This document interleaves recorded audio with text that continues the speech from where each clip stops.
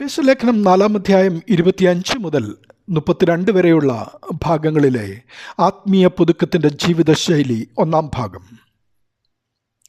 ആകയാൽ ഫോഷ്ക് ഉപേക്ഷിച്ച് ഓരോരുത്തൻ താൻ്റെ കൂട്ടുകാരനോട് സത്യം സംസാരിപ്പീൻ, നാം തമ്മിൽ അവയവങ്ങളല്ലോ എന്ന എഫേസ്യ ലേഖനം 4 അധ്യായം 25 വേദഭാഗത്തിൽ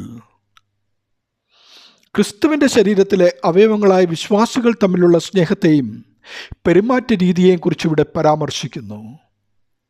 ഒരു ശരീരത്തിലെ അവയവങ്ങളായ വിശ്വാസികളോടുള്ള വിശ്വസ്തതയില്ലായ്മയാണ് അവരോട് കള്ളം പറയുവാനും സത്യം മറച്ചു വെക്കുവാനും നമ്മെ പ്രേരിപ്പിക്കുന്നത്.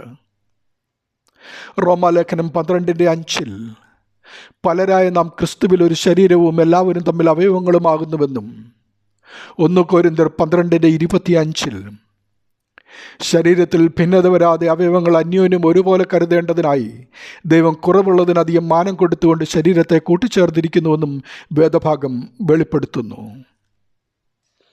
സഹോദരനോട് ഫോഷ്ക് പറയുന്നത് വഴി നമ്മുടെ സൃഷ്ടിതാവും രക്ഷിതാവുമായ ദൈവത്തെയും സഹോദരനെയും നമ്മെ തന്നെയും അവിശ്വസിക്കുകയും വഞ്ചിക്കുകയും ചെയ്യുന്നത്. ദൈവം സൃഷ്ടിച്ച നമ്മുടെ ശരീരത്തിലെ ബാഹ്യവും ആന്തരികവുമായ അവയവങ്ങൾ പരസ്പര പൂരകങ്ങളായി വർത്തിച്ചില്ലെങ്കിൽ, ഉണ്ടാകാവുന്ന ഭവിഷ്യത്തിനെക്കുറിച്ച് നമുക്ക് ബോധ്യമുണ്ടെങ്കിൽ, ക്രിസ്തുവിൻ്റെ ശരീരത്തിലെ അവയവങ്ങളായ വിശ്വാസികൾ തമ്മിലും ക്രിസ്തുവിനോട് നാം എങ്ങനെ വർത്തിക്കണമെന്ന് നമുക്ക് ബോധ്യപ്പെടും.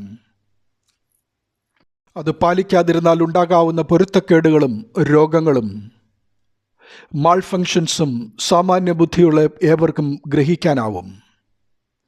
വിശ്വാസിയെ, ക്രിസ്തുവിനുള്ള സ്നേഹത്തിൻ്റെ പൂർത്തീകരണമാണ് ക്രിസ്തുവിൻ്റെ ശരീരത്തിലെ അവയവങ്ങളായ വിശ്വാസികൾ നാം തമ്മിൽ സ്നേഹിക്കുന്നതും ക്രിസ്തു കാണിച്ചു തന്ന മാതൃകയായ ശത്രുവിനെ സ്നേഹിക്കുന്നതും.